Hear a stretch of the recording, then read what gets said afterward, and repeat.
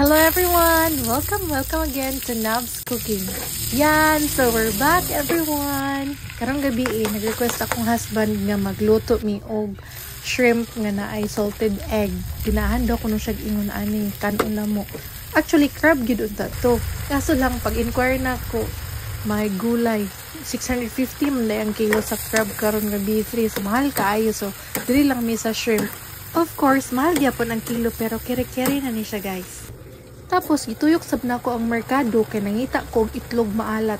Pero, isa ra gyud katindahan ang namaligya. May gani, kinay isa kabok na bilin. Ito na ko, naara di ay siya'y extra nga baligya. Nag-adto siya sa ihang mama, gikuha niyang extra nga salted egg. Apan, mahal man day kayang salted egg everyone. So, tulo ra gyud ako ang gipalit. Di apil pagay na ko ang white ani o gamay. Sayang kahit ang ubang nga white, pero ako tong isalad tomorrow. Gibutangan dyan ako siya extra nga white kay ginahan subjud ko kay parat-parat man gihapon ang white.